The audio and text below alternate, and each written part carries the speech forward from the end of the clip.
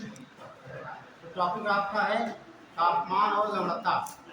ठीक है, तापमान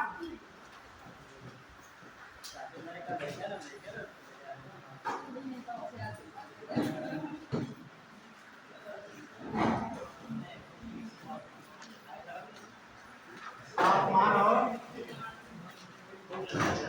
बच्चे भाग के लिए आ रहे हैं।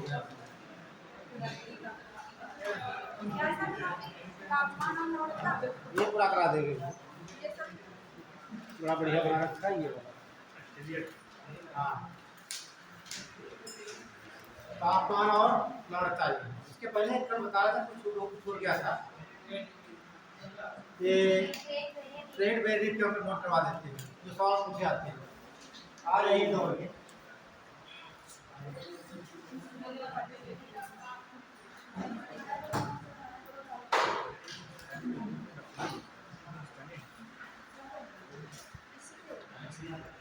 तो बता दो दिया कहाँ पे है।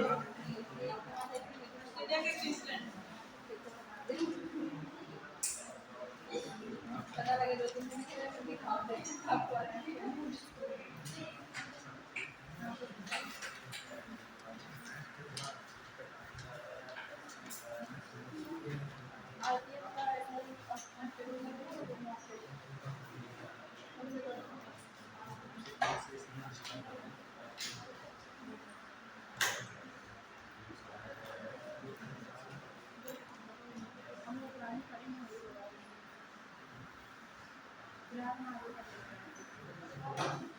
ये आपको बताया था।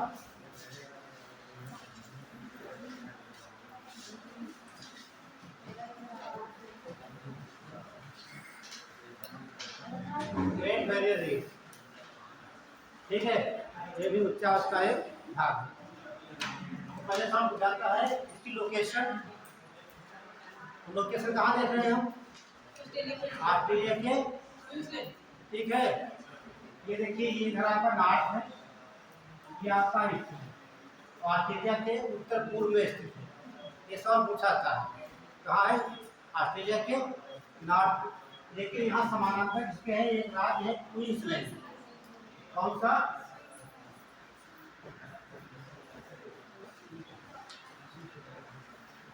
क्वींसलैंड।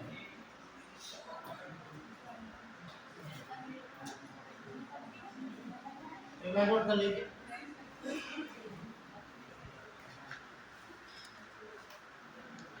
ये ग्रेट, ये हिंदी बोलेंगे प्रवाल में, क्या बोलेंगे? प्रवाल में। ये great barrier reef, great barrier reef Australia के उत्तर पूर्व, ऑस्ट्रेलिया के उत्तर पूर्व दिशा में लगभग 2000 किलोमीटर लंबी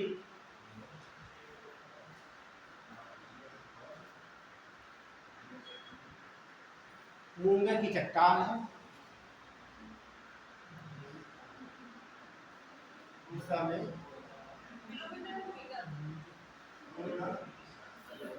ठीक है, स्थित 2000 किलोमीटर लंबी एक मूंगे की चट्टान है। ये ध्यान रखना, दोनों बातें क्लियर है। कहाँ है? नॉर्थ ईस्ट में है। अभी बनती कैसे है? जो लोग बायो पढ़े होंगे, तो बायो पढ़ा है कभी? बायो में, ठीक है। तो एक आइटम है सिलेंट डेटा, पढ़ा हुआ है वो नाम का डेटा में, है ना, जो बायो पढ़े हुए। तो सिलेंट डेटा जो है आपका,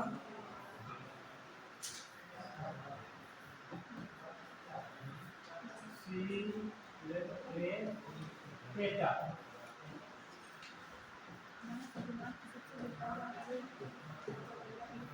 यहाँ जो एनिमल है ये उन्हें पोलिप कहा जाता है। क्या बोलेंगे? पोलिप कहा जाता है। और मेनली बने होते हैं कैल्शियम कार्बोनेट के। किसके?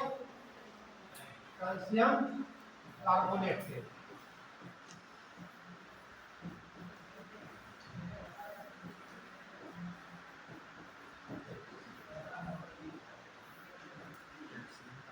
कैल्शियम, ध्यान दीजिए, ठीक है। तो ये जल यहाँ पर छिछला है, यहाँ पर ये खाते क्या है, चूना खाते हैं मेनली। तो भोजन क्या होता है, चूना। चूना में कैल्शियम होता है, तो इनका बॉडी जो कैसे बन गई है, कैल्शियम बाई कैल्शियम कार्बोनेट की बन गई है। जैसे मान लीजिए सागर है आपका, ध्यान सुनिएगा, ये कोई सागर आपका है, ये छिछला भाग देख रहे हैं आप यहाँ पर, ये वाला छिछला भाग, ठीक। यहाँ पर अपना निवास बनाते हैं, ये आप बता दो, ये निवास बनाते हैं और यहीं पर रहते हैं, जो मर जाते हैं, ठीक। तो इनके जो अस्थिपंजर है, कार्बोनेट कैल्शियम कार्बोनेट, वो यहीं पर जमा हो जाते हैं। उनकी प्रजाति आई, वो भी यहाँ पर रहना स्टार्ट कर दिया, वो भी जब मर गई इसके ऊपर चट्टान बन गई। उनके प्राण धीरे धीरे ऐसे आते आते ये बहुत लंबी संख्या के अंदर, तो कभी कभी ये जल के ऊपर आ जाता है, तो एक प्रकार की चट्टान बन गई। कैसे चट्टान बनी है, कैल्शियम कार्बोनेट की बन जाती है, ठीक। ऐसी चट्टानों को कहा जाता है कोरल रीफ कहते हैं, या प्रवाल रीफ कहा जाता है, प्रवाल रीफ या कोरल रीफ।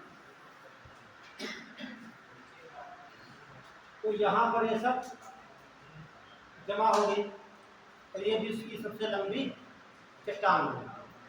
और जब यहाँ पर रहेंगे आने के लिए, यहाँ पर चट्टान बन जाएगी, तो यहाँ पर शैवाल भी होंगे। क्या होंगे, शैवाल को अर्जी कहा जाता है। इन्हीं की वजह आप जानते हैं, शैवाल लाल भी होते हैं, हरे भी होते हैं, नीले भी होते हैं, तमाम प्रकार के शैवाल होते हैं। ये लाल सागर नाम पड़ा है, तो लाल सागर क्यों, तो शैवाल की वजह से, ठीक है। तो शैवालों की वजह बढ़िया तरह से दिखाई देती है। आज को देखने के लिए बहुत पर्यटन लोग आते हैं, तो पर्यटन लोग आएंगे, फायदा किसको होगा, ऑस्ट्रेलिया को होगा। और तो जहाँ जीव जंतु वहाँ रहेंगे, ठीक। आपने देखा कि यहाँ पर ये शैवाल भी है, जीव जंतु है यहाँ पर, ठीक है, और जल भी है, और शैवाल का मतलब होता है छोटे पौधे, ठीक। तो यहाँ पर कह सकते हैं, इसके अलावा और समझिए एक बात, जो चट्टाने हैं यहाँ 2900 चट्टाने पाई जाती है, चट्टाने 2900 चट्टाने छोटी छोटी हैं, और 900 द्वीप हैं, कितने, 900 द्वीप है। उसके अलावा 1500 से अधिक, ठीक है, मछलियों की प्रजातियां हैं, मछलियों की प्रजातियां, 4000 से अधिक मोलस्का, मोलस्का जिनसे आपका मोती बनता है, ठीक है, इतनी प्रजातियां पाई जाती है यहाँ, मोती प्राप्त होती है यहाँ से भी, ठीक है। 4000 से अधिक मोलस्का की प्रजातियां, और विश्व के जो अजीबोगरीब आपको दिखाई देते हैं कछुआ, कछुओं की 6 प्रजातियां यहाँ पर,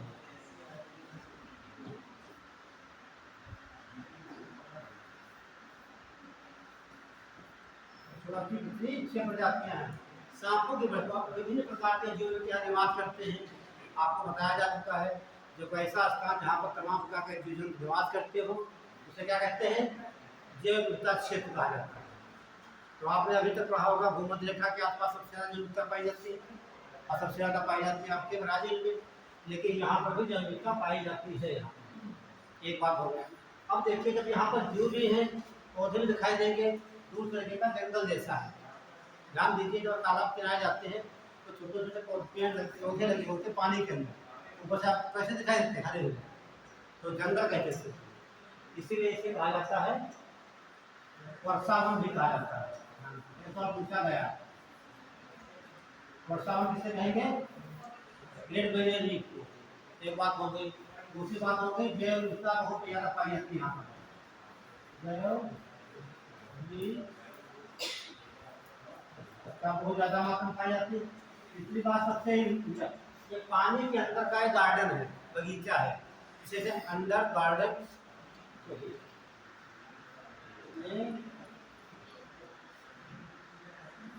अंडर वाटर गार्डन,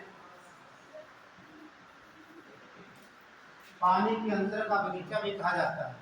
3 पॉइंट बहुत इंपॉर्टेंट है ये, तीनों पूछे गए एग्जाम में कि वर्षा वन के हित किसे कहेंगे, ग्रेट बैरियर रीफ को, जैवविविधता कहाँ पाई जाती है, भूमध्य रेखा के अलावा जहाँ पाई जाएगी तो केवल यहाँ पाई जाएगी आपके ग्रेट बैरियर रीफ पे या ऑस्ट्रेलिया के उत्तर पूर्वी हिस्से में। अगला देखिए इसे क्या बोलेंगे, अंडर वाटर गार्डन या हिंदी बोला जाएगा पानी के अंदर का बगीचा किसे कहा जाता है, ग्रेट बैरियर रीफ को। ये सब यहाँ पर है। पर्यटन देखने के लिए तमाम प्रकार की जड़ी बूटी प्राप्त की जाती है। ब्लड प्रेशर के लिए मेडिसिन यहाँ पे है, शुगर के लिए, ये सब देखते हुए लगभग 40 से 50,000 करोड़, कितना 1000 करोड़ रुपए की इनकम प्रत्येक वर्ष ऑस्ट्रेलिया को होती है। क्लियर, ये बातें सुन लीजिए, अब इसको लिखवा देंगे आपको पॉइंट टू पॉइंट। 40 से 50,000 करोड़ प्रत्येक वर्ष ऑस्ट्रेलिया को इनकम प्राप्त होती है। बहुत बड़ा उसका आर्थिक स्रोत हो गया ऑस्ट्रेलिया का। तो ये बात आती है जो इनके सर्वाइव करने के टेम्परेचर जो होता है, टेम्परेचर जो आपको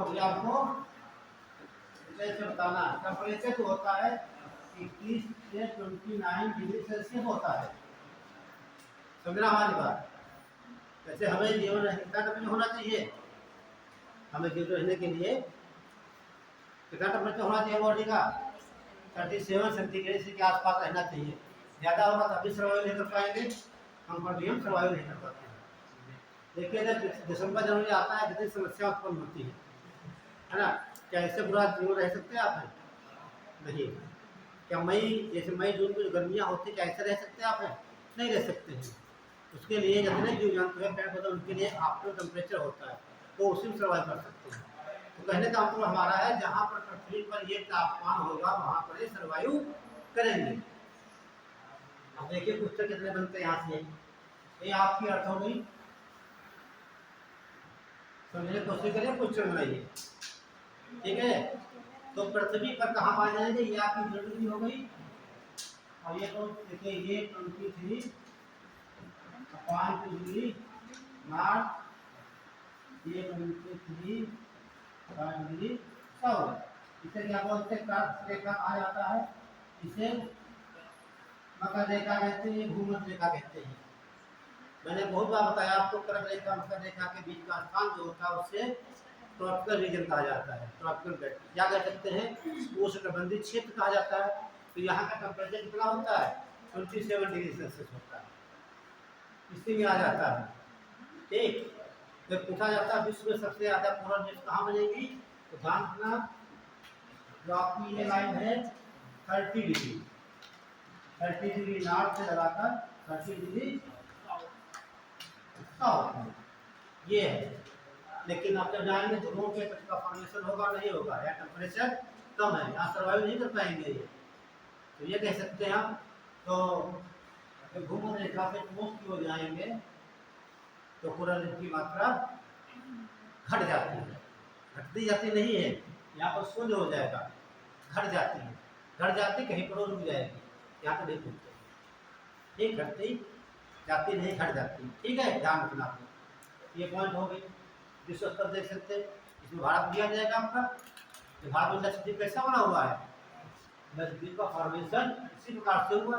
अंडमान निकोबार का ये कैसे बनेगा, द्वीप तो बनते हैं उसी प्रकार से बनते हैं, या प्लेटों के जब प्लेटें टूट जाती है तो उससे सतह बताया कि आपको कटक कटक से द्वीप बन गए, उस पर देश बन सकते हैं। लेकिन यहाँ पर ना तो ज्वालामुखी उद्गार हो रहा है, ना प्लेट आपस में मिल रही है, ना दूर जा रही, लेकिन यहाँ पॉलिथिन निर्माण हो रहा है। इसी प्रकार भारत के 2 लक्षद्वीप आपने देखा है, मूंगे की चट्टान से बना के पूछा गया, और अंडमान निकोबार का निर्माण इसी से हुआ।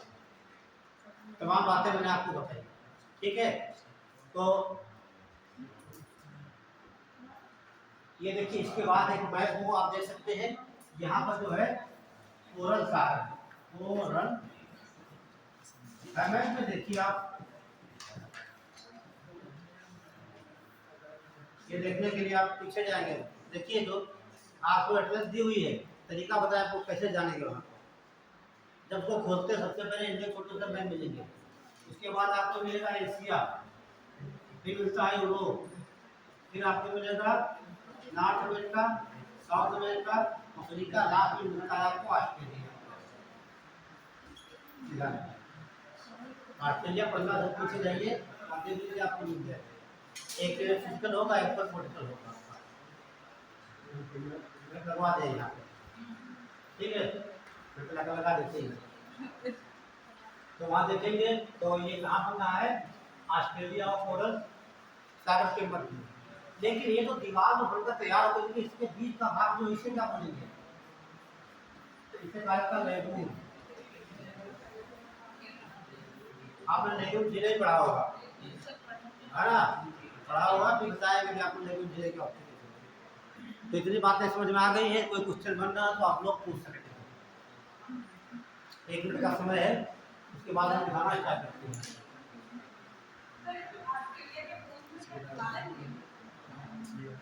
ऑस्ट्रेलिया का कोई हिमालय के शहर है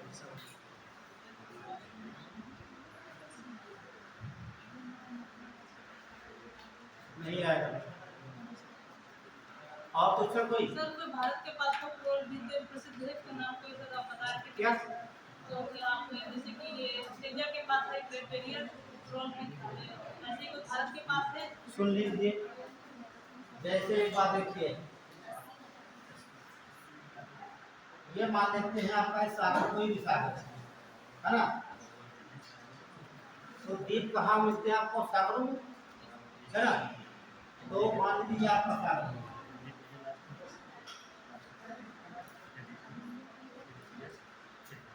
ये जो मूंगे की चट्टान है कोरल रीफ है, उसका फॉर्मेशन जहाँ पे हो रहा है, मान लीजिए ये आपके ओलिव्स है, ये बन गए, तो इसे क्या बोलेंगे, मूंगे की चट्टान बोलेंगे, या कोरल द्वारा बनी हुई कोरल रीफ बोलेंगे। क्लियर हो गया। लेकिन यदि ये ऐसे उठते उठते ऊपर आ जाएगी तो क्या बोलेंगे इसे, हम इसे बोलेंगे द्वीप। द्वीप की परिभाषा क्या होती है, हाँ वही, हाँ ऐसा भूभाग, ठीक, वो चारों तरफ जल से घिरा हो, तो जलंधर भी है, तो इसे क्या बोलेंगे, द्वीप बोलेंगे। तो इनकी रचना जो द्वीप के रूप में ही होती है, किसी महाद्वीप के रूप में नहीं होगी। ठीक, जैसे लक्षद्वीप आपने देखा, तो लक्षद्वीप ऐसे बना, इसके ऊपर आप लोग रह रहे हैं, क्लियर, तो किससे निर्मित है ये, कोरल रीफ से। ठीक है, यदि यहाँ पर ये भाग ना होता, ये मान लीजिए ये जल आता है,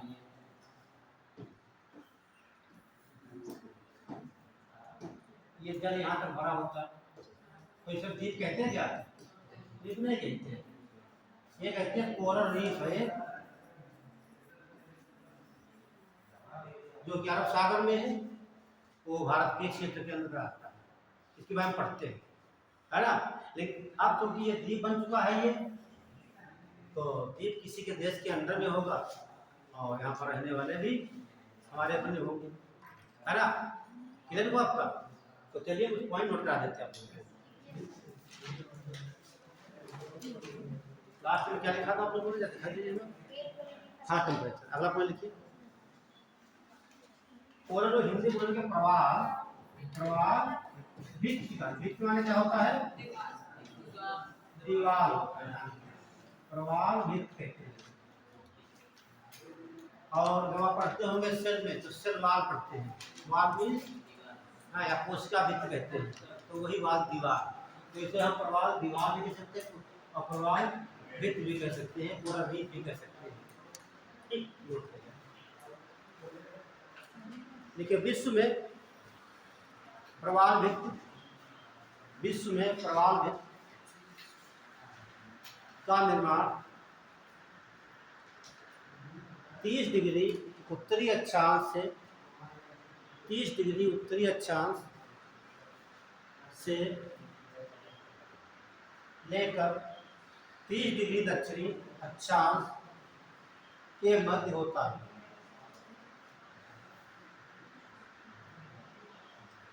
30 डिग्री नॉर्थ लेटीट्यूड बोलेंगे, है ना।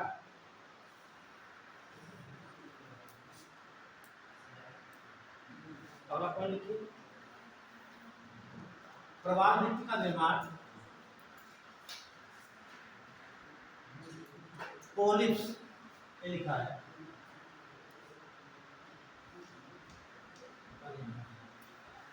पोलिप्स ऐसे लिखेंगे, पोलिप्स के अस्थिपंजर या बोन्स, ठीक है, कंकाल, ठीक है, पोलिप के एक कंकाल कह सकते हो। प्रवाल भित्ति का निर्माण पोलिप के कंकाल से होता है। इन जीवों का कंकाल कैल्शियम कार्बोनेट का बना होता है। इन जीवों का कंकाल calcium carbonate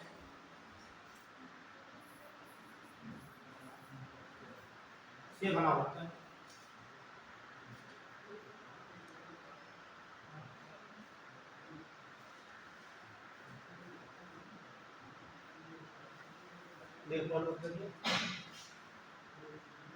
great barrier reef, great barrier reef में लगभग 2900 छोटी चट्टानें, 900 द्वीप, 1500 से अधिक मछलियों की प्रजातियां, ये यूपीएससी पूछ सकता है कथन करके, ये संख्या दे करके ध्यान रखना, ये ठीक है, ध्यान रखना। 1500 से अधिक मछलियों की प्रजातियां, 4000 से अधिक मोलस्का की प्रजातियां,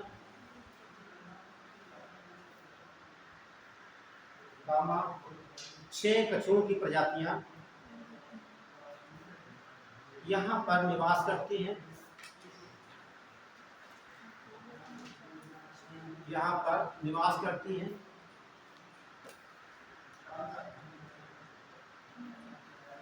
इसीलिए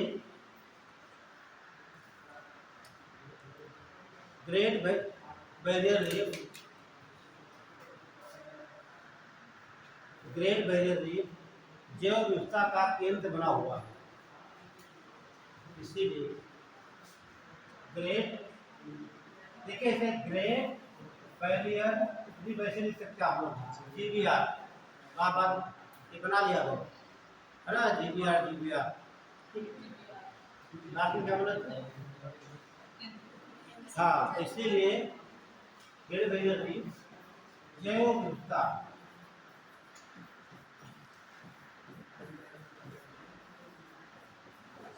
का केंद्र बना हुआ है। Next point, great barrier reef को पानी के अंदर का बगीचा कहा जाता है।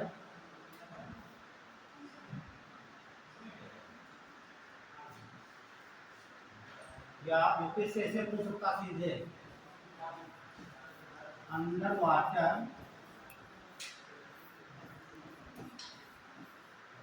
इस प्रकार ये सब लिखे मिल सकते हैं, अंडर वाटर गार्डन, ऐसे ट्रांसलेट कर देगा, ठीक है। ग्रेट बैरियर रीफ को अंडर वाटर गार्डन या पानी के अंदर का बगीचा भी कहा जाता है। अगला पॉइंट लिख लेंगे,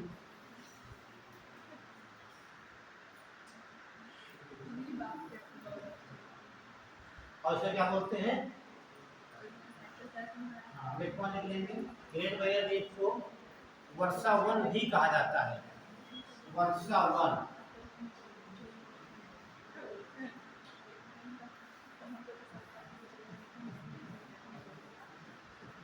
ये बात है, तीनों पॉइंट वर्षा वन भी कहा जाता है।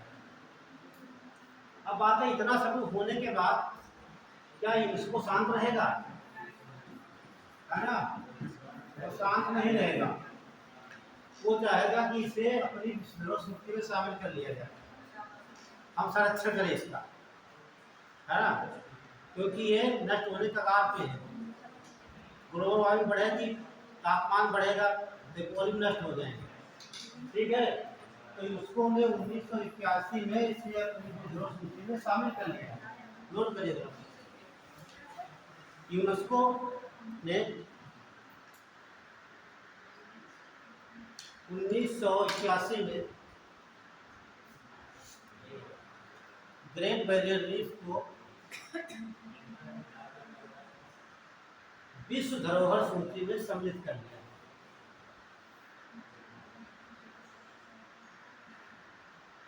अब आप पढ़ना जा करके अपने करंट से कि इस समय भारत में कितने ऐसे स्थल हैं जो विश्व धरोहर सूची में सम्मिलित हैं।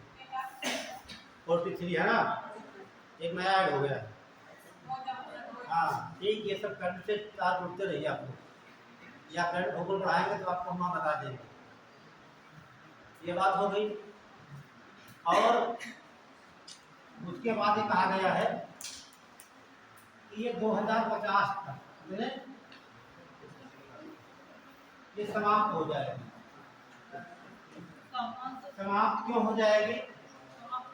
देखिए, पहला फैक्टर है टेम्परेचर। टेम्परेचर बढ़ेगा तो पॉल्यूशन सर्वाइव नहीं कर पाएंगे, तो धीरे धीरे समाप्त हो जाएंगे। उसके अलावा जो पर्यटन जाते हैं वहाँ पर, पर्यटन लोग वहाँ गंदगी फैलाते हैं, है ना? उससे पॉल्यूशन नष्ट हो रहे हैं, टेम्परेचर से नष्ट होंगे। ठीक है, उसके अलावा तो तूफान आता है, गोली बिजली वगैरह, ठीक से नष्ट होते हैं। उसके अलावा तूफान आता है कभी इसके जहाज भी टकरा जाते हैं। ठीक है, तो इससे ये नष्ट हो रही है। तो इसीलिए संरक्षण के लिए 1986 में उसके अंडर में जला दिया। ये बात देखिए, नोट कर लिया। 1950 तक अनुमान लगाया जा रहा है।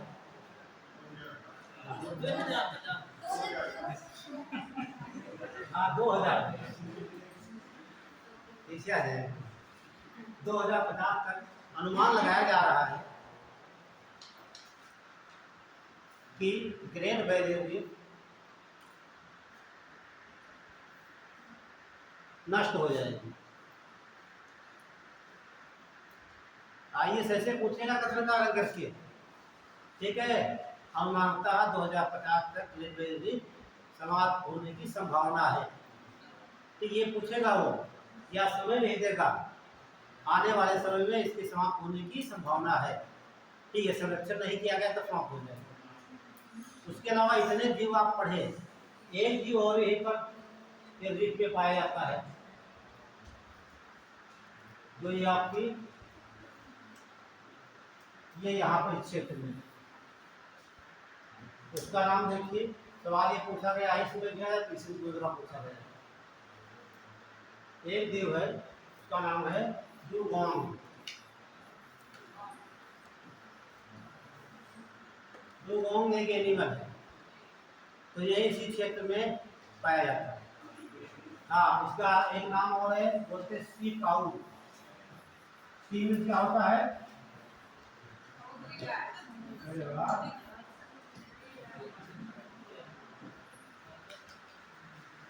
काऊ। तो सी मीन्स होता है समुद्री गाय। ये एक बहुत विचित्र प्राणी है ये, ठीक है,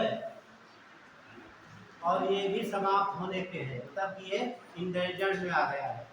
इंडेंजर्ड जिसको बोलते हैं विलुप्त होने के कगार पर। ठीक, ये कहना आता है विलुप्त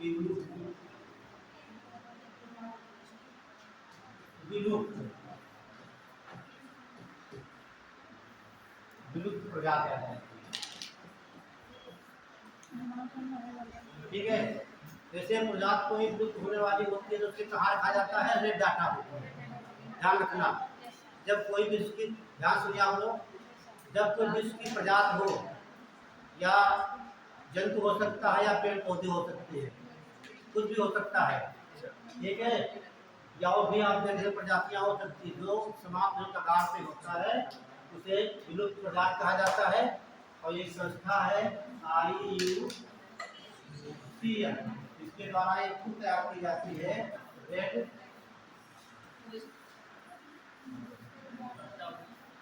डाटा बुक।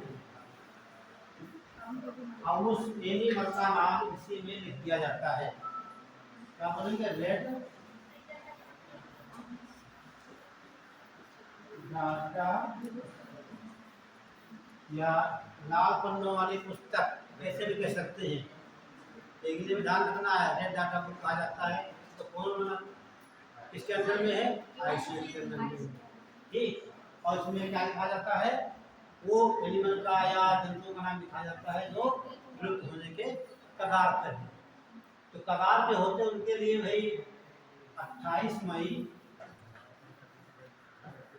से मनाया जाता है विश्व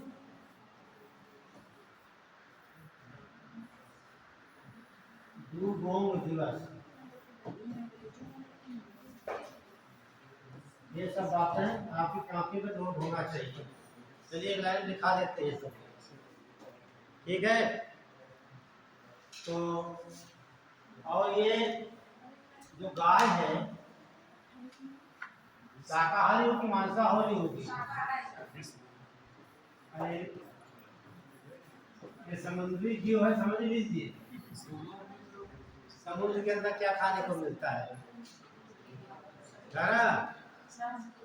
ठीक, तो ध्यान रखना जब एग्जाम में पूछेगा तो ये नहीं लिखा होगा वहां पे, सीधे लिखा है डूगोंग। डूगोंग के बारे में पता नहीं है, सही करना। चलिए नोट करिए आप एक दो पंच में।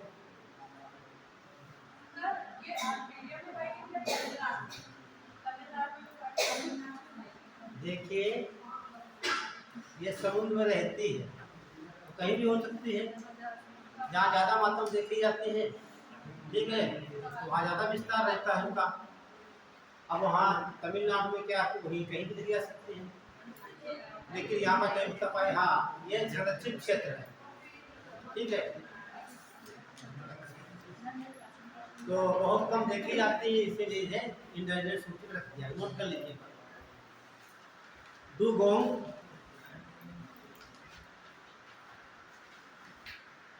डूगोंग एक प्रकार का जीव समुद्री गाय है, जीव समुद्री गाय है जो कि शाकाहारी है। बात ध्यान रखना, जो कि शाकाहारी है।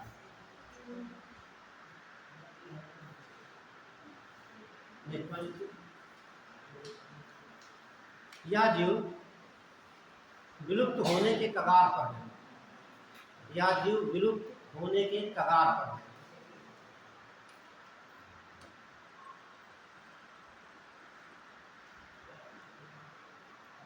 इसीलिए इसे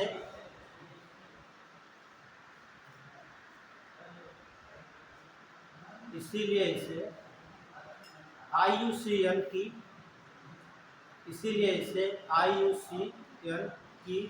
रेड डाटा बुक में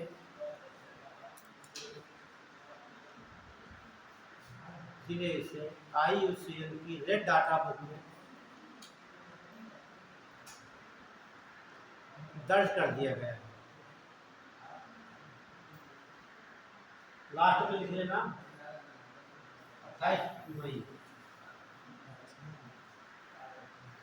28 मई को विश्व डूगोंग दिवस मनाया जाता है, ठीक है।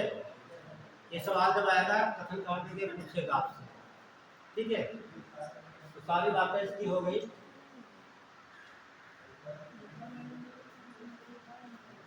अब आते हैं टेम्परेचर पे।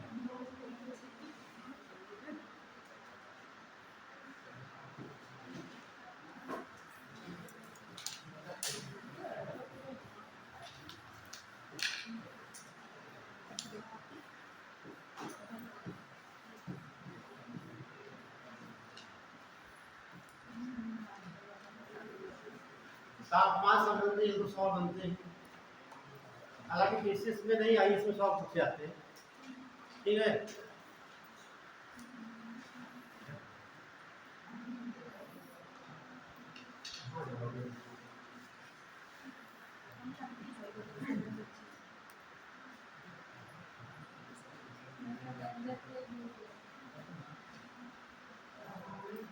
देखिए जैसे आपकी अर्थ हो गई,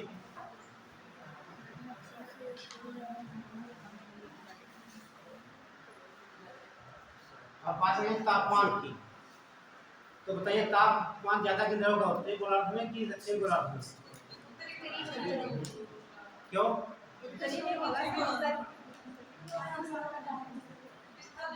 स्थल भाग ज्यादा है, तो औसत कितना होगा?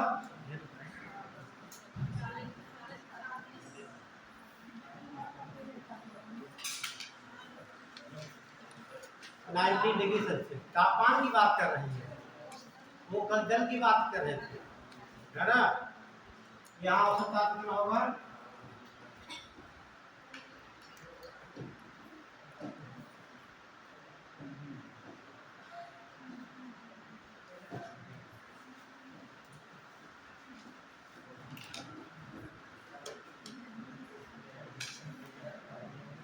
तो एक पॉइंट नोट करिए पहले आप।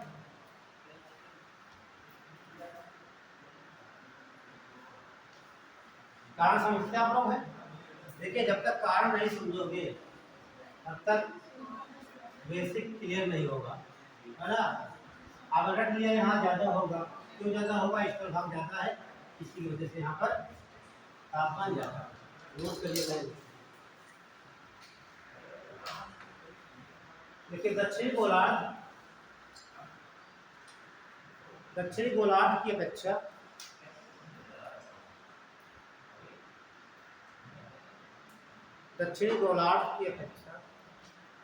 उत्तरी गोलार्ध में औसत तापमान अधिकतम होता है। औसत तापमान अधिकतम होता है, ये स्टेटमेंट ध्यान रखना आपको।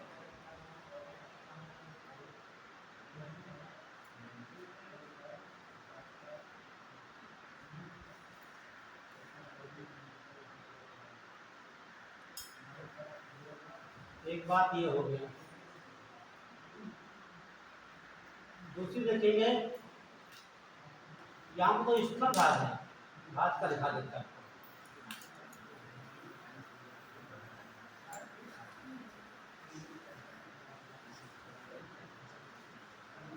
ये तो आपका स्थल भाग हो गया और ये आपका सागर हो गया। किसी सागर की बात नहीं करेंगे, ठीक है। ये जल समझे आप, ये भी जल है, ये भी जल है, ये भी जल आपका होगा। जब यहाँ पर सूर्य की किरणें पड़ेगी बराबर पड़ेगी, लेकिन यहाँ का ताप ज्यादा हो जाता है। ताप क्या होगा? ज्यादा, है ना। यहाँ का ताप क्या होता है? ताप कम होता है। तो बात समझिए आप, जब ताप ज्यादा यहाँ का होगा तो यहाँ की वायु गर्म हो जाएगी, गर्म हो गई, और यह स्थान बहुत बड़ा क्षेत्र खाली हो जाएगा। इसको भरने के लिए हवा कहाँ चलेगी? सागर से। और ये होगा कब? ग्रीष्मकाल में।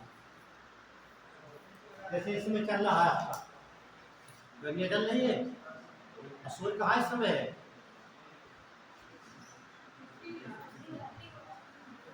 ये देखिए ये आपका हो गया कर्क मकर रेखा, और 21 जून को ऐसा यहाँ पर है, जून जुलाई अगस्त, तो यहाँ पर इस समय है। अब 23 सितंबर को कहा जाएगा? भूमध्य रेखा पर आ जाएगा, ठीक है ना। तो ये क्षेत्र यहाँ गर्मी ज्यादा है, इससे पहले गर्मियाँ धीरे धीरे समाप्त होती है। अब जैसे ये पार करेगा दक्षिणायन होगा, उत्तर भारत में यहाँ उत्तर गोलार्ध में सर्दी स्टार्ट हो जाएगी। ग्रीष्म काल में होगा क्या, जब ये बहुत बड़ा क्षेत्र खाली हो जाएगा तो ये जब खाली होगा तब ये क्या बन जाएगा, लो प्रेशर वेल बन जाएगी। कि लो भाग को भरने के लिए हवाएं इस तरह से नहीं चलेंगी, कहाँ चलेंगी, सागर चलिए हवाएं। टेम्परेचर का जो वितरण कम ज़्यादा ना हो तो हवाएं नहीं चलेंगी, हवाएं नहीं चलेंगी तो मानसून नहीं आएगा, तो मानसून नहीं आएगा तो जीवन को बहुत बड़ा प्रभाव पड़ेगा, तो मानसून नहीं आएगा तो फसलें नहीं होंगी। आपने देखा होगा जिस वक्त मानसून नहीं आता है भारत की फसलें नहीं हो पाती है, तो ये ताप के ही कारण है। तो ताप का एक कॉन्सेप्ट हो गया, ताप की वजह से low pressure belt high pressure belt बनती है, क्लियर। उसके अलावा हवाएं चलती है और उसके अलावा जो है कि मानसून की उत्पत्ति ताप के ही कारण है। ये सब बातें आपको लिखाएंगे नहीं, कुछ समझ लीजिए, ठीक है। लिखाने का कोई आधार नहीं है, ये बातें कई बार बता चुके आपको।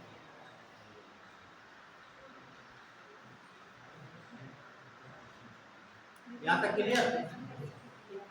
इसके अलावा देखिए एक पॉइंट नोट करेंगे, जब भूमध्य रेखा से, ठीक है, जाएंगे ध्रुवों की ओर तो क्या होगा, तापमान कम होता है। अगर आप नोट भूमध्य रेखा से ध्रुवों की ओर जाने पर, भूमध्य रेखा से ध्रुवों की ओर जाने पर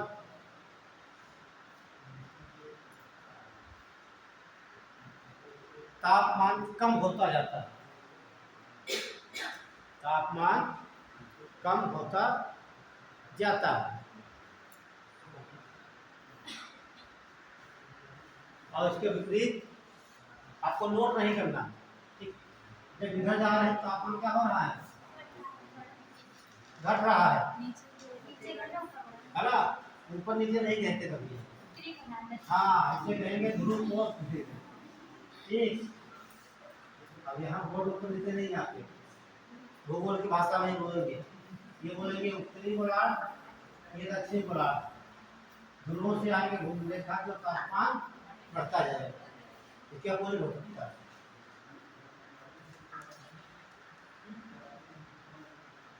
अब आप पढ़ लीजिए इसमें, देखिए तापमान के द्वारा मानसून की उत्पत्ति होती है, तापमान के द्वारा मानसून की उत्पत्ति, ये लाइन ध्यान रखना आपको।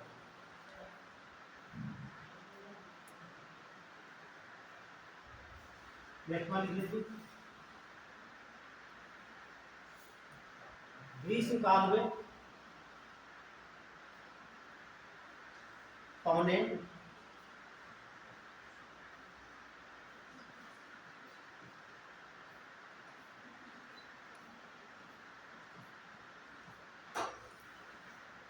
देखिए पौने कहाँ चल रही है ग्रीष्म काल में, जल भाग से स्थल भाग को लिख लीजिए। ग्रीष्म काल में पौने जल भाग से स्थल भाग की ओर और शीत ऋतु में,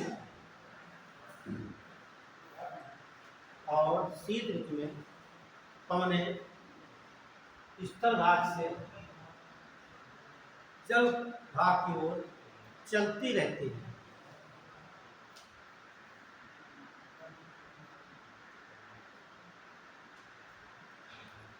ये सब बातें कथन काल में पूछी जा सकती हैं यूपीएससी में। अगला देखिए, तो आपने देखा ताप के कारण पौने चल रही हैं, तो 6 महीने पौने किधर चलेंगी, इधर है ना, तो वही तो मैंने बताया, ग्रीष्मकालीन दूसरा शीतकालीन, 6 महीना इधर चलेंगे, 6 महीना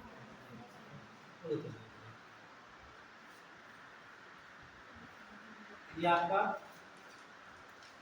तापमान। तापमान के द्वारा मानसून की उत्पत्ति होती है, जिसमें पानी बरसता है। हाँ, तो इसे रेगिस्तान में थोड़ा तापमान अधिक होता है तो वहाँ पानी। तो अच्छा बताइए रेगिस्तान बने कैसे,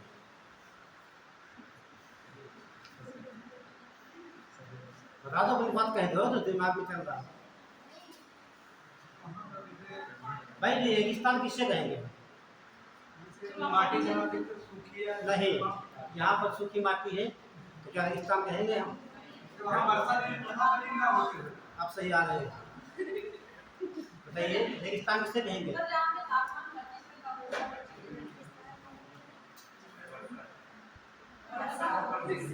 भूगोल की भाषा में समझने की कोशिश करो। देखिए, ये पृथ्वी का ऐसा कोई क्षेत्र है, ये आपकी अर्थ हो गई, तो ये क्षेत्र मान लेते हैं जहाँ पर 15 सेंटीमीटर, ठीक, 15 सेंटीमीटर प्रति वर्ष इससे वर्षा कम होती है तो वह क्षेत्र मरुस्थल बन जाएगा। वैसे आपको, क्योंकि देखिए वैसे माना जाता है 25 सेंटीमीटर, ध्यान रखना, लेकिन रेगिस्तान में कभी कभी जो है अपना तो रेगिस्तान है भारत का, वहाँ वर्षा हुई है, ठीक, यदि इससे वर्षा कम होती है तो उसे क्या रेगिस्तान घोषित कर दिया, क्योंकि इतना बरसेगा पानी वहाँ पर, यह नहीं कह सकते बालू ही वहाँ पे हो, ठीक है, वहाँ तो पानी नहीं बरसेगा, वहाँ पेड़ पौधे पनप नहीं पाएंगे, और बोले बीहड़ सूखा क्षेत्र हो जाएगा, पेड़ पौधे वहाँ नहीं होंगे, उसे बोलेंगे हम। लेकिन अब रेगिस्तान की आपने बात की, वो बना कैसे, एक ही यहाँ समझ लीजिए, ध्यान समझेगा आप लोग, आपने बात कही है तो आपको देखिए, सिंपल सी बात हो, सिंपल समझा देते हैं, भारत से आता है।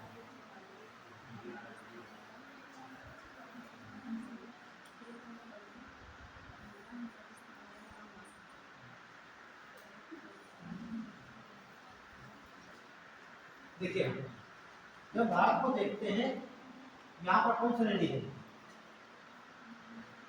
ये मेघालय है, गारो खासी जयंतिया, 3 श्रेणियां हैं, 1 2 3 है, और ये जो आपका क्या है, ये अरावली आपका है, क्लियर। जब मानसून कहाँ से उठेगा, आप लोग देखो यहाँ कैसे, यहाँ टेम्परेचर क्या होगा आपका, टेम्परेचर यहाँ का ज्यादा होगा, अधिक होगा, तो क्या बनेगी, लो प्रेशर इवेंट बन जाएगी, बन गई।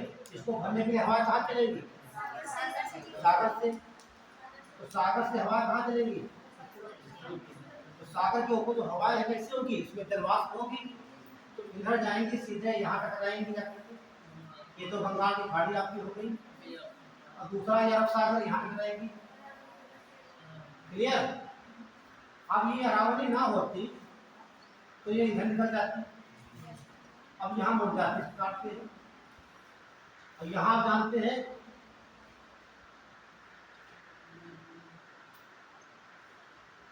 ये हमारा हिमालय है, ये शाखा रहते हैं, दोनों तख्ती यहाँ पर पहुँचती दिल्ली में, तो आप देखते भी हैं कि सब कहीं यहाँ दिल्ली बरसात होती है, क्योंकि जो यहाँ मानसून जाता है दोनों टकराते दिल्ली में। अब अरावली ना होती तो ये मानसून इधर नहीं होता है, बरसात कहाँ पर होती, कहीं पर यहाँ पर हो जाती है, ठीक। आप सुनिए, तो यहाँ पर बरसात नहीं हुई तो इसलिए रेगिस्तान के इधर का भाग कैसा है, सॉरी अरावली के इधर का भाग रेगिस्तानी है, इधर का भाग रेगिस्तानी नहीं है, क्लियर। ताप के ही कारण है आपका टेम्परेचर, ठीक। अब यहाँ पर टेम्परेचर ज्यादा होगा, सूर्य में रहेगा ज्यादा, टेम्परेचर ज्यादा रहेगा, तब यहाँ पर हवाएं कहाँ से आएंगी, जो हवाएं आएंगी समुद्र से तो टकराएंगी इससे, तो यहाँ जलवाष्प की बरसात यहाँ पर हो जाएगी, इधर बरसात नहीं होगी, क्लियर। जितने आपका मरुस्थल है वो सब कोई ना कोई पड़ोसी नदी के पीछे है, आगे नहीं, क्लियर हो गया। तो टेम्परेचर का बहुत महत्व है।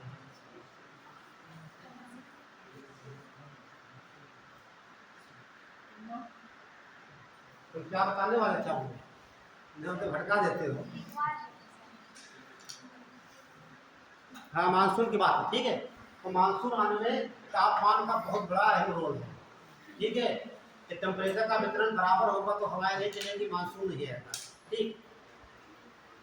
तो कागज में लिखा दिया गया आपको है, तो अगर डालेंगे सैलिनिटी,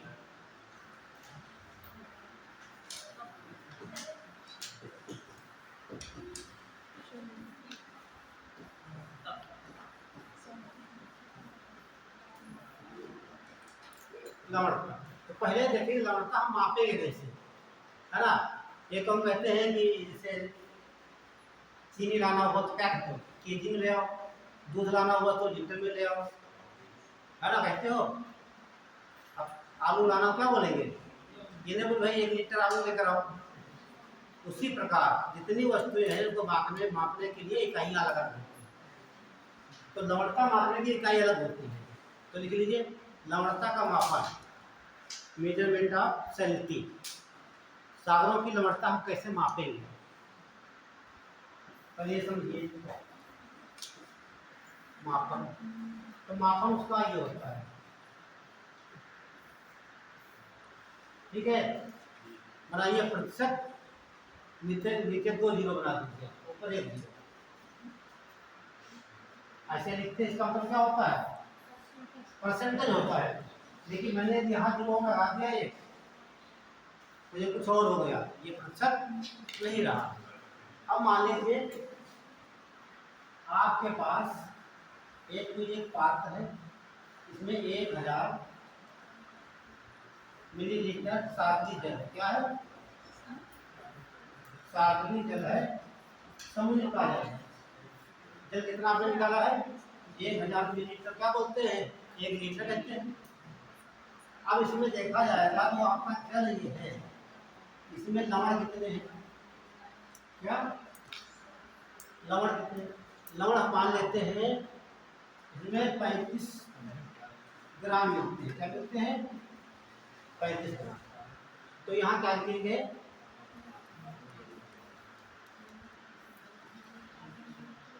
ये सागर मान लेते, ये मान लेते आपका है हिंद महासागर। हिंद महासागर, यदि आप हिंद महासागर का 1 लीटर जल लेते हैं, ठीक, भर लीजिए उसमें। तो उसको आप बॉयल करना स्टार्ट कर दीजिए। बॉयल करते करते लास्ट में क्या मिलेगा आपको, लवण जो बचेंगे वो कितने होंगे, 35 ग्राम। बाकी जल सब उड़ जाएगा, इतने बचेंगे। तो महासागर की लवणता कितनी, हिंद महासागर की लवणता कितनी है, 35 का क्या अंतर हो गया, 35 ग्राम प्रति 1000 मिलीलीटर सागरी जल। क्लियर हुआ, कोई डाउट किसी को, तो समझ लीजिए इसे लिखा होता है, एक लाइन नोट कर लिया आपको मापन में। ये आप बना लेना, इसमें जरूरी है। आप मैंने बोला तो भी इस सिंबल को क्या बोलेंगे, इतनी समझो।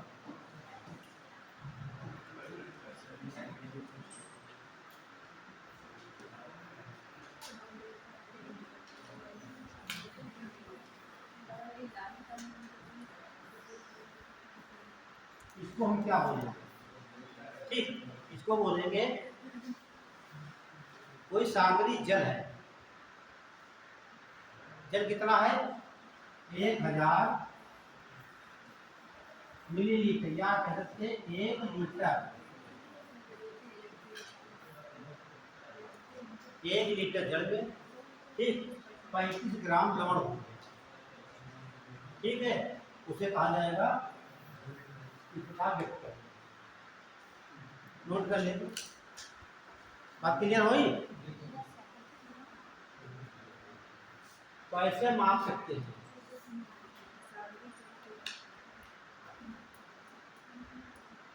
चलिए लाइन नोट करते हैं।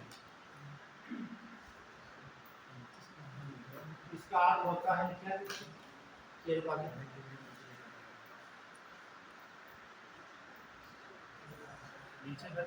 हाँ, ये लिख लेना सीधा ऐसे लगा करके, इसका मतलब क्या होता है, पता नहीं कौन सी भाषा है।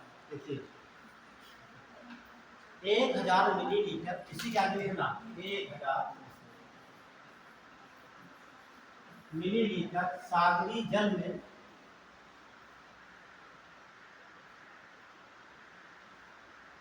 1000 मिलीलीटर सागरी जल में घुले लवणों की मात्रा, घुले लवणों की मात्रा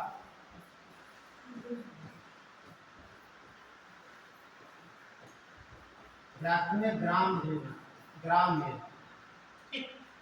अब समझ में आ गया आपको?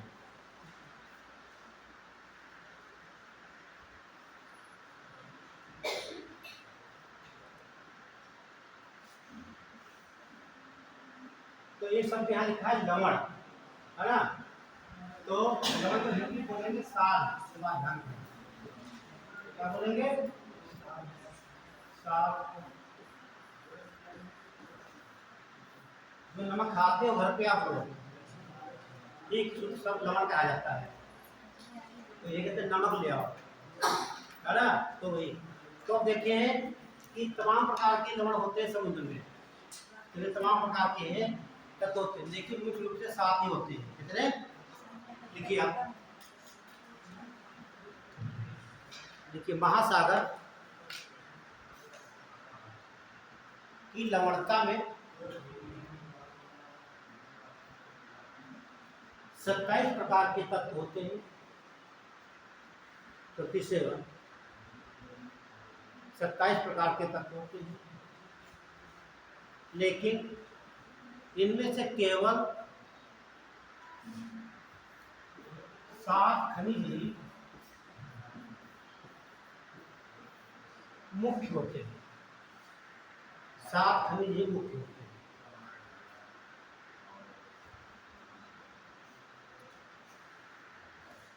तो 7 ही ध्यान रखना, 7वां आपको याद करनी है। 27 में से 7 बहुत इंपॉर्टेंट है। तो सबसे ज्यादा मात्रा होती है ये घंटाक्रम, ये होता है केमिस्ट्री में लिखे हुए घटना।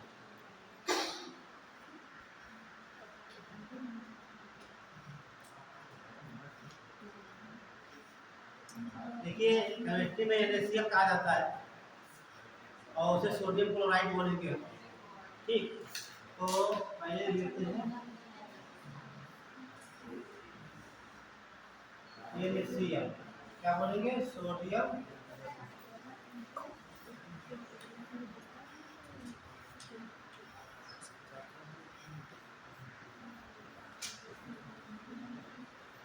क्लोराइड।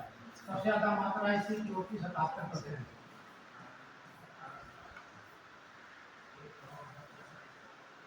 उसके दूसरा नाम आता है magnesium chloride.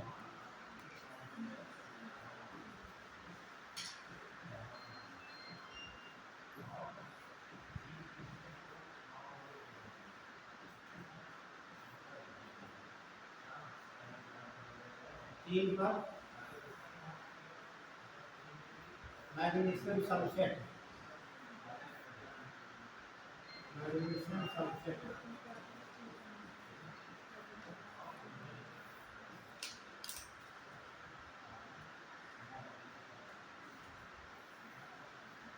Calcium,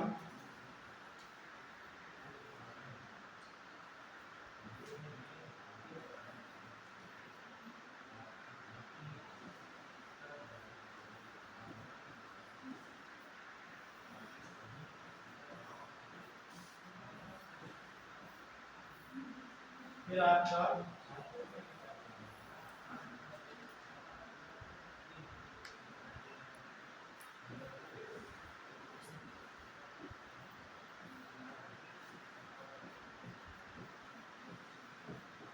potassium,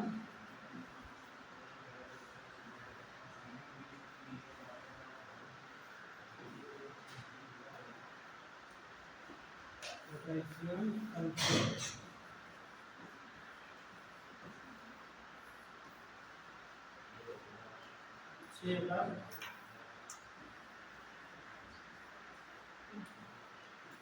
calcium,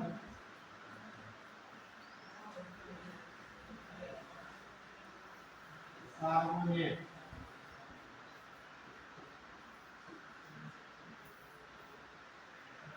last है 7 नंबर पे आपका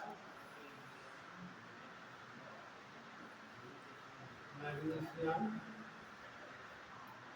ब्रोमीन।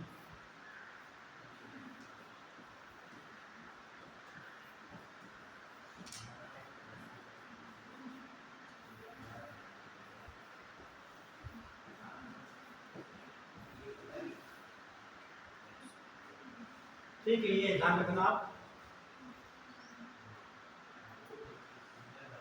सबसे ज्यादा आपका सोडियम क्लोराइड होता है।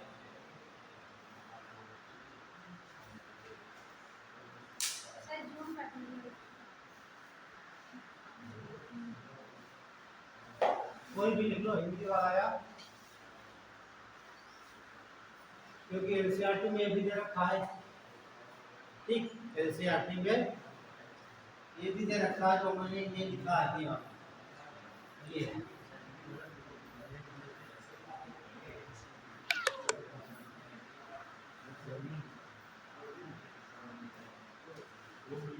ब्रोमीन है।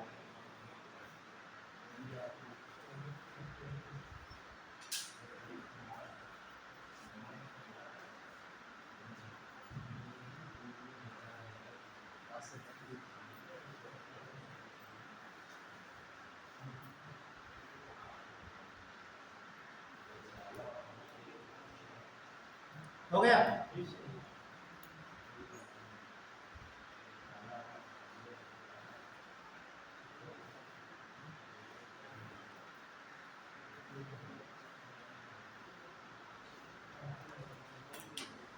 सोडियम क्लोराइड जो हम लोग नमक खाते हैं, यही है। आप जानते हैं नमक जो है कि समुद्र से ही प्राप्त किया जाता है। अब समुद्र पहुंचता कहाँ से है? ये सब मरुस्थलों से पहुंचता है ना। चलिए अगला देखिए, ये सवाल बुझाता है महासागरों की औसत लवणता। नोट करिए सर, ये जो आगे वाले परसेंट होता, लेकिन कोई महत्व नहीं है। ठीक है,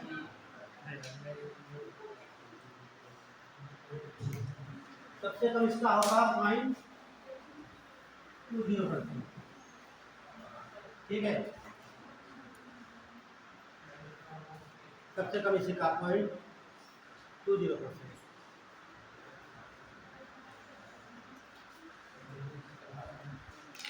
अगर देखिए महासागरों, नेक्स्ट पॉइंट, महासागरों की औसत लवणता, ये सवाल पूछा जाता है। औसत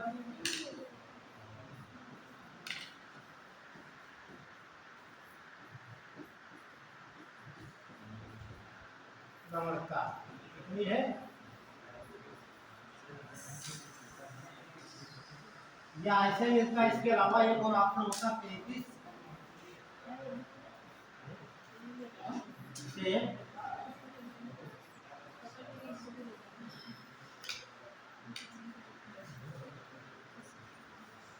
देखिए अब जो यूपीएससी सवाल कहाँ से बनाएगा, अब वो आपको बताते हो। ये तो सीधे वन एग्जाम में पूछ लेगा विशेष में। ठीक है, ये बात हो गई। इतनी औसत लवणता महासागरों की पूरे सबकी है।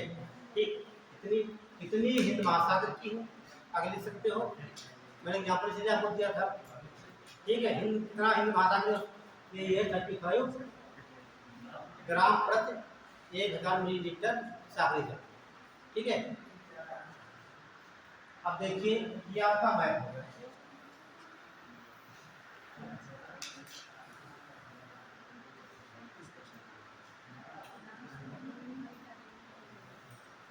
जब हम ध्रुवों की ओर जाएंगे, ठीक है, तो लवणता का मान घटता जाता है। नोट करिए, देखिए बना लीजिएगा।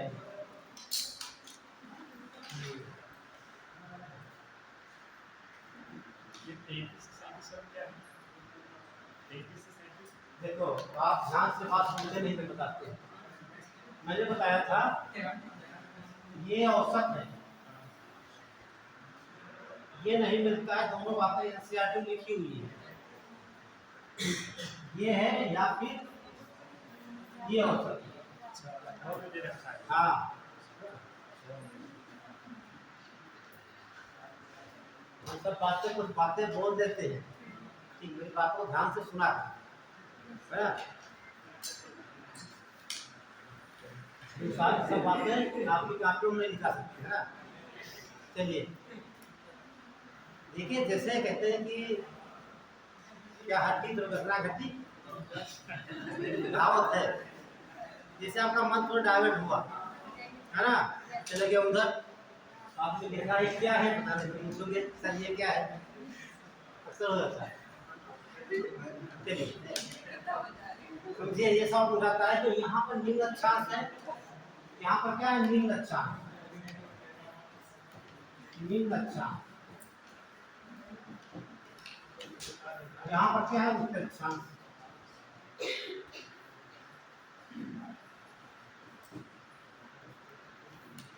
जब हम निम्न अक्षांशों से उच्च अक्षांशों की ओर जाएंगे तो लवणता की मात्रा घटती है। ये लाइन होती है, यूपीएससी ये लाइन नहीं पूछेगा, हम बताएंगे बाद वाली वो पूछेगा। देखिए डायग्राम हमने लिखिए,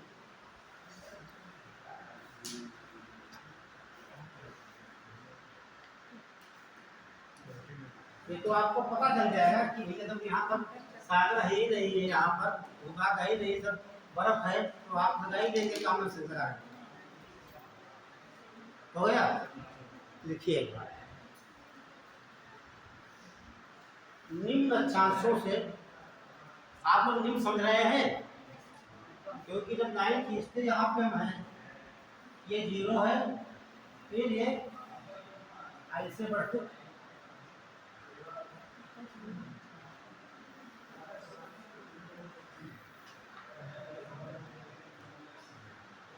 इस प्रकार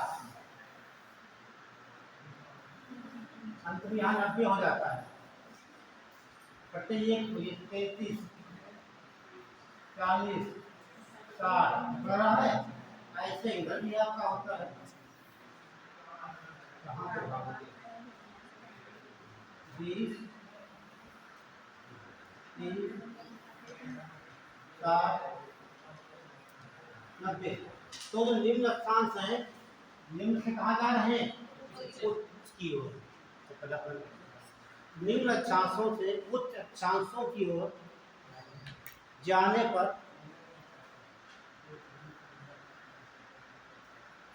लवणता घटती जाती है, लवणता घटती जाती है।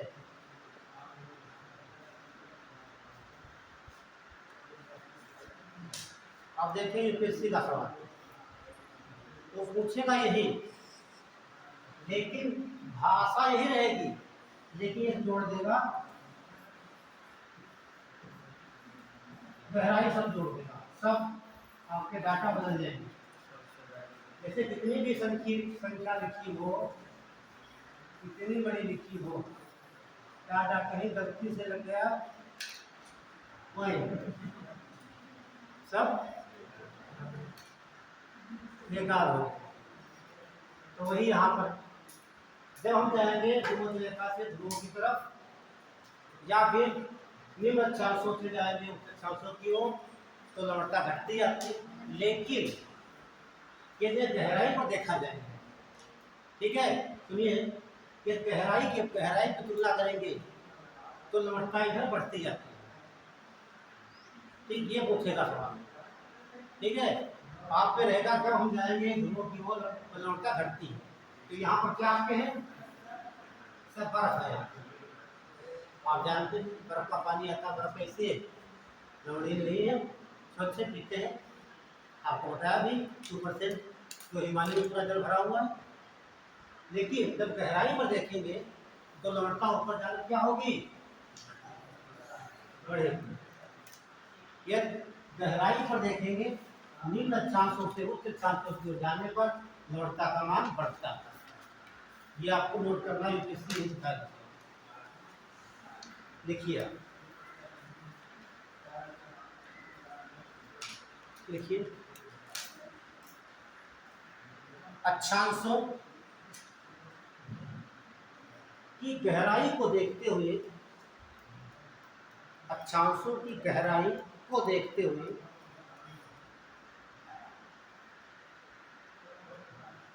भूमध्य रेखा से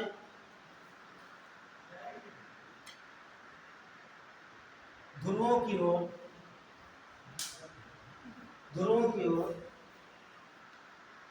जाने पर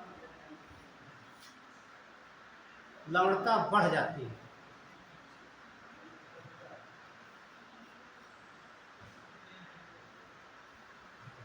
सर अच्छा से भी गहराई से क्या मतलब? हाँ, हम जानते थे सवाल अब करोगे आप लोग, है ना।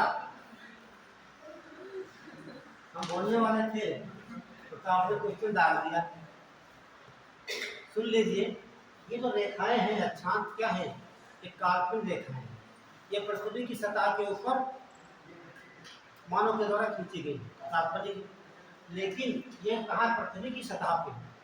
ये इसको अंदर इसके सामने जाया जाए, इसके नीचे यहाँ पर, तो यहाँ पर क्या मिलेगा आपको? क्या सारी बर्फ मिलेगी? यहाँ पर आपको स्थल भाग मिलेगा। क्या मिलेगा भाई? स्थल भाग के ऊपर जो बर्फ चादर के रूप में है, तो मैंने बताया कि चादर के नीचे जो भाग है वहाँ वो बहुत साल के भाग है, चट्टाने हैं साल की। इसीलिए जो गहराई देखा जाएगी, ऊपर में गहराई देखा जाए तो मात्रा यहाँ क्या है? ज्यादा है। यहाँ पर जो मात्रा थी सागर में वो घुल चुकी है, वो सागर में घुल चुकी। इसकी मात्रा धीरे धीरे कम भी हो सकती है, लेकिन वहाँ पर पूरी बर्फ जमी हुई, जो नीचे चट्टाने हैं साफ रेसी की कैसे है। तो इसीलिए जो गहराई देखा जाए तो यहाँ पर, यहाँ के अपेक्षा यहाँ पर सैलिनिटी यानी कि लवणता बढ़ती है। ऐसे सिंपल सी बात करता है कि निम्न स्तापन से कहा जाए या कहा जाए कि भूमध्य रेखा से दूर जाने पर लवणता का मान कम। क्लियर हुआ आपका? ठीक है, ये बात हो गई। अब देखिए, डिपेंड करता है, हर महासागरों की लवणता अलग अलग है। जहाँ पर ज़्यादा नदियाँ बाहर से आएंगी रेगिस्तान से, उसकी लवणता ज़्यादा होगी। जहाँ पर नदियाँ नहीं आएंगी वहाँ पर लवणता कम हो सकती है ना, या पहले से लवण होगी। तो आप देखें जो,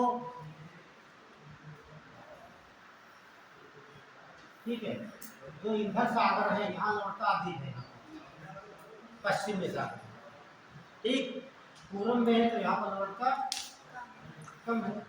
एक सवाल बहुत पूछाता है, यूपीएससी पूछता है, बंगाल की खाड़ी की अपेक्षा सागर में लवणता अधिक है कि कम? ठीक है, तो मैंने कॉन्सेप्ट आपको बता दिया, बेसिक कॉन्सेप्ट याद से। अब जब आप देखेंगे यहाँ की लवणता कितनी है, यहाँ की कितनी है 30, हिंद महासागर कितनी है 35। डायग्राम बना के ऐसे लिखेंगे तो कोई भूलेगा नहीं, दिखाई देगा कि पश्चिम लिखा है 36 लिखा है, पूर्व में 30 लिखा है, दक्षिण में 35 लिखा है। ठीक है, तो ये आपका अरब सागर है,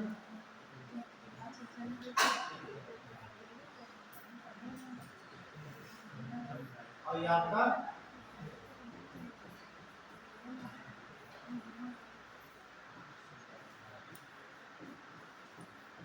बड़ी होगी, और ये आपका हिंद महासागर है।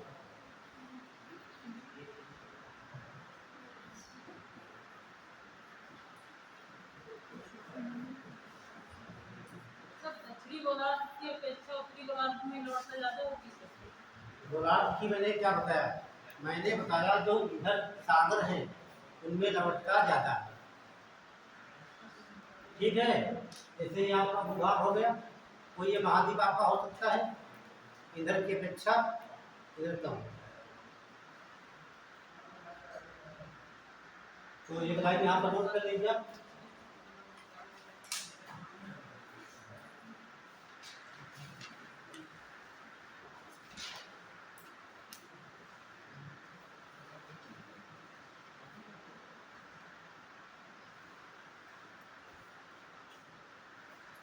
नोट करिए, बोले जो हिंद महासागर की लवणता और महासागरों की औसत लवणता समान है। सवाल यहाँ से बन सकता है, यूपीएससी बनाएगा, बाकी कोई नहीं। ठीक है, सवाल ऐसे बनाएगा, ठीक है, महासागरों की औसत लवणता हिंद महासागर की लवणता के समकक्ष ऐसे पूछेगा। दूसरा पूछेगा समकक्ष और समान।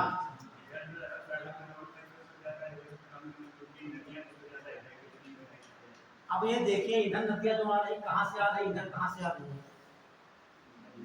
इधर पहाड़ी क्षेत्र से आ रही है, इधर से पहाड़ी क्षेत्र से आ रही तो पहाड़ियों पर क्या जो ग्लेशियर वहाँ पर चलती है वहाँ पर? है। वही समान है इधर हाँ, तो मैदानी इलाके से पहाड़ी क्षेत्र से जाता है। देखिए जब इधर बात करेंगे यहाँ कुछ नदियाँ वर्षा पर आधारित है, ठीक। तो ये तो सबसे बड़ा सब गंगा क्षेत्र का आपका वाला है। गंगा नदी आती है ब्रह्मपुत्र में बहुत जल लेकर आती है यहाँ पे, ठीक, इसलिए यहाँ लवणता करना। लेकिन जो बाकी और नदियाँ आपकी महानदी हो गई, गोदावरी हो गई, कृष्णा हो गई और कावेरी हो गई, ठीक, ये नदियाँ हमें सदा दे रहा है। बाकी उनमें तो बरसात होती तो पानी आता है, सदा देना नहीं है, ठीक। ये वर्षा पर डिपेंड करती है। जब वर्षा होगी तब यहाँ पानी आएगा। क्या दक्षिण भारत में ग्लेशियर है? यहाँ पे ग्लेशियर नहीं है, तो पानी कहाँ से आएगा यहाँ पे? जब बरसात होगी तभी आएगा। ये बहुत बड़ा स्रोत आपका हो गया। यहाँ देखिए दो नदियाँ निकल रही सब है। ये आपका ब्लैक माउंटेन है। ये क्षेत्र सब जो मध्य प्रदेश का क्षेत्र कैसा है? समोत्तरी क्षेत्र है वहाँ पे। तो आपकी जो नदियाँ निकलती हैं, नर्मदा हो जाए, ताप्ती हो, छोटी मोटी नदियाँ, अठाई मोटी नदियाँ झलाती रहती हैं, तो कारण हो सकता है। एक कारण और हो सकता है, यदि चक्रवात आते हैं, जब चक्रवात आते हैं तो हमेशा महाद्वीप के पूर्वी क्षेत्र में आते हैं। कहाँ से हैं? पूर्वी क्षेत्र में आते हैं। जब कोई भी चक्रवात आएगा, ठीक, या तूफान आएगा तो कहाँ उठेगा? ये थोड़ा भारत चक्रवात यहाँ से आएगा, इसको काट देगा, ठीक, ऐसी स्थिति कहाँ टकराएगा? पहले जो यहाँ से चक्रवात निकलेगी यहाँ से तो संख्या टकराएगा पूर्वी तट। इसीलिए विश्व के जितने महाद्वीप हैं उनका पूर्वी तट हरा है। अमेरिका देखिए, चाहे आप दक्षिणी अमेरिका देखिए, कहीं भी जाइए आप, ठीक, जिनके पास सागर है, तो सागर ही नहीं तो बात खत्म। ऐसे आएगा, यहाँ स्पीड ज़्यादा इसकी होगी, जलवायु ज़्यादा होगी, यहाँ घनघोर वर्षा होगी क्षेत्र में टकराने के बाद, तो ये चलता रहेगा। जब बड़े क्षेत्र में यहाँ पर आएगा तो यहाँ पर क्या आएगा? यहाँ पर क्षेत्र से क्या मिलेगा? केवल शुष्क वायु मिलेगी। यहाँ पर जो मिट्टी होगी हल्की उड़ा के कहाँ लाएगा? इसीलिए यहाँ पर बरसात नहीं होती है पश्चिमी तट पर, इसीलिए सारे बने हैं रेगिस्तान। आप दक्षिण अमेरिका देख लीजिए, पूरी रॉकी पर्वत श्रेणी 72 किलोमीटर लंबी, पूरे अमेरिका में देख लीजिए। पश्चिम में आपकी क्या बोलते हैं उसे, रॉकी पर्वत श्रेणी।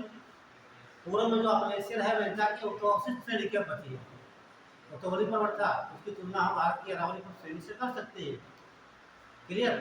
ये भी काम सकता है, ठीक। तो एक लाइन लिखिए, अरब सागर की अपेक्षा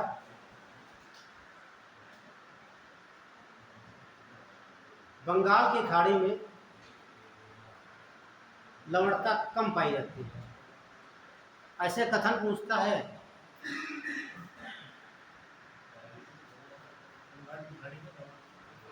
अब देखो, आपने पूछा क्यों? पूछना नहीं चाहिए आपको। देखिए, जब यहाँ पर ज़्यादा, देखिए हम चाहते हैं आपका विकास, दिमाग विकसित हो, सोच बढ़ाई अपनी। मैंने इतना बोल दिया, अरब सागर की अपेक्षा बंगाल की खाड़ी में लवणता क्या होगी? बस और बना लीजिए, कम होगी। तो यहाँ से क्या होगी? ऐसे कथन बना के रखता है। आपको डाटा याद होगी, सॉल्व बना लोगे, नहीं याद होगी तो नहीं बना पाओगे।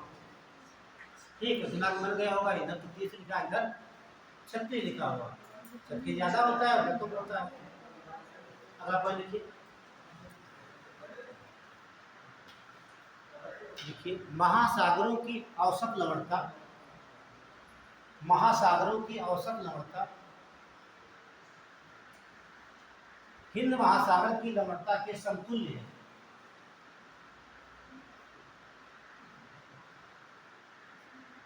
हिंद महासागर की लवणता के समतुल्य है।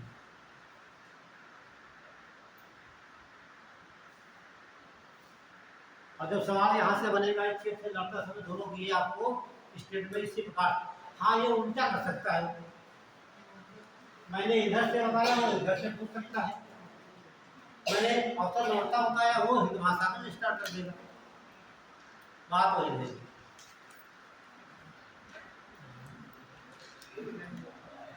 चलिए अब आते हैं मुद्दे पे। तो जितने सागर महासागर है सबकी लवणता अलग होती है। तो जो झीलें होती है, झीलों में नदियां आकर मिलती है और झील का पानी कहीं जा नहीं पाता, इसलिए झीलों की लवणता सागरों की अपेक्षा अधिक होती है। झीलें जो होती है उनमें लवणता क्या होगी, अधिक होती है। अगला पॉइंट नोट कर लीजिए, झीलों की अपेक्षा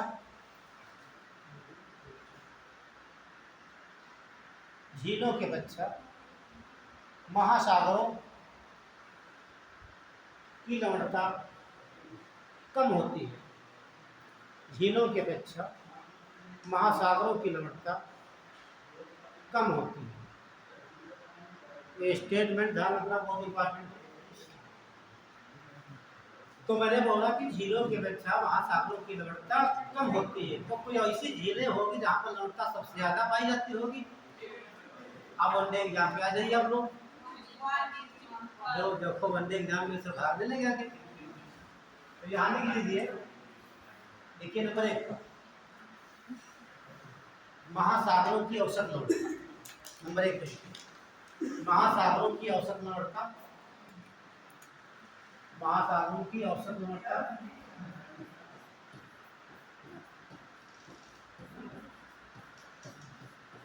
कितनी है,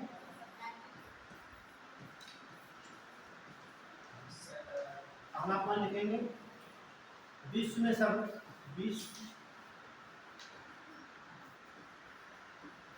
सर्वाधिक लवणता,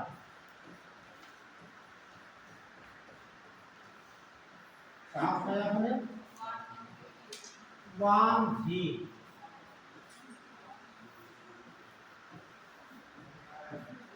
ये कहाँ रहेगी, टर्की। टर्की विश्व का ऐसा देश है, विश्व के 2 देश ऐसे हैं, रूस और टर्की, ये यूरोप और एशिया की सीमा बनाते हैं, ध्यान रखना। एशिया में भी है और यूरोप में। जैसे टर्की का सबसे सुंदर बड़ा शहर इस्तांबुल है, कहाँ पड़ता है, यूरोप और एशिया में, जबकि राजधानी अंकारा इसकी कहाँ है, एशिया। इसकी लवणता कौन बताएगा हमें,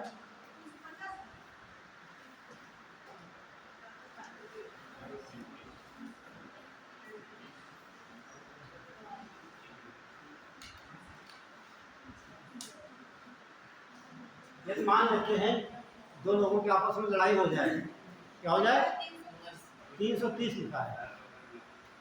हम लोग टर्की के किनारे यहाँ पर खड़े हुए हैं, मारपीट हो गया और मैंने आपको उठाकर, मैंने है ना, इस झील में फेंक दिया, तो क्या होगा, आप डूब जाएंगे, डूबेंगे नहीं। यहाँ इतनी लवणता डेंसिटी ज्यादा है, आप आराम से तैरते रहेंगे ऐसे, है ना, सर्वप्रथम में न बस। तो उठा भी जाता है ऐसे कौन से जहाँ कोई डूबता नहीं है, तो इसमें कोई नहीं डूबता, ठीक है। आप जब में पानी ले लीजिए, उसमें कोई अचानक डूब जाए, कुछ नमक की मात्रा बढ़ाते जाइए आप, वो ऊपर आती जाती है, नमक इतना कर देंगे वो ऊपर तैरते रहेंगे, कितना भी भारी चीज। तो ये तो दूसरा लिखिए, तीसरा, एक तो पहला स्थान विश्व में हो गया, दूसरा स्थान लिखिए, बताइए बनने क्या, सबसे ज्यादा कहाँ पाई जाती है, 238, सब पता है नहीं, इसमें दूसरा स्थान इसका है मृत सागर का। मृत सागर में ये कहाँ पड़ेगा आपका? जॉर्डन में। और तीसरा स्थान 220, कितने नोट कर लीजिएगा? 3। ये अमेरिका का है ग्रेट साल्ट लेक। अमेरिका क्या है? ग्रेट साल्ट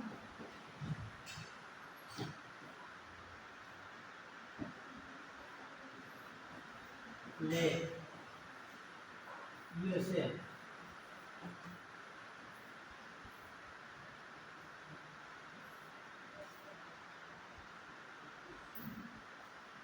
सबसे ज्यादा आपको मिलेगी वाल झील का आपत्ति टर्की पड़ती है। दूसरा स्थान इसका आपका है डेड सी। क्या बोलते हैं इसे? डेड सी या मृत सागर। मृत सागर। और ग्रेट साल्ट लेक अमेरिका की। 3 ये सीक्वेंस याद रखता है। बस यही पर छोड़ने वाला है। बस ये आपका हो गया है।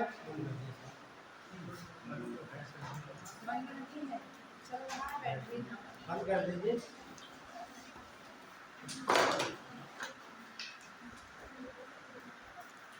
हो गया?